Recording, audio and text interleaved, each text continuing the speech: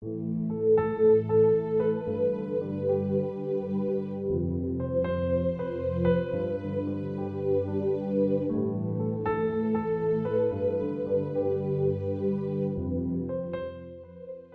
du 22 février, l'imposteur. Même Satan se déguise en ange de lumière. 2 Corinthiens 11, verset 14. As-tu déjà été trompé par un individu prétendant être quelqu'un d'autre? Jusqu'à récemment, toutes mes expériences sur le sujet consistaient en des farces que mes amis me faisaient. Mais tout a changé ce vendredi soir, dans l'après-midi. J'avais écrit un message WhatsApp à un collègue pour l'inviter à un événement. Après 21h, j'ai reçu un message de sa part. « Salut !» Je l'ai salué. Je lui ai demandé comment s'était passée la réunion qu'il avait prévue ce jour-là. Il m'a répondu que tout allait bien. Sans plus attendre, il m'a dit « J'ai besoin que tu m'aides avec quelque chose. J'ai dépassé ma limite de transfert quotidienne et je dois envoyer de l'argent à quelqu'un. Aurais-tu la gentillesse de transférer $500 via Zelle vers ce numéro de téléphone? Je te le rendrai demain matin à la première heure. » Bien sûr, ai-je répondu. J'ai ouvert l'application bancaire et démarré le processus. Mais juste avant d'appuyer sur le bouton envoyer, je me suis arrêté. Quelque chose n'allait pas. C'était vendredi soir. Pourquoi mon ami pasteur transférerait-il de l'argent à ce moment précis? Le lendemain serait samedi. Pourquoi a-t-il proposé de me rembourser un sabbat?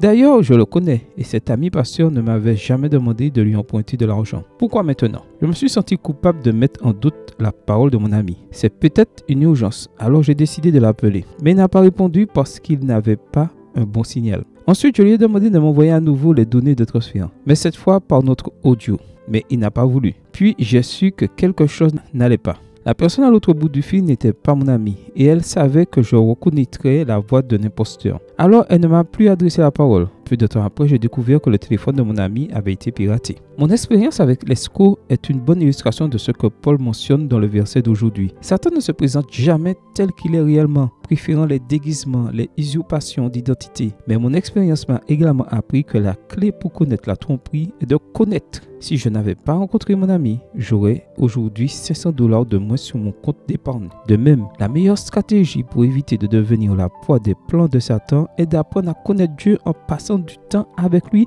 à travers l'étude de sa parole et la prière. Connais-tu ton ami? Amen. Bonne journée à toi et que le Seigneur te bénisse.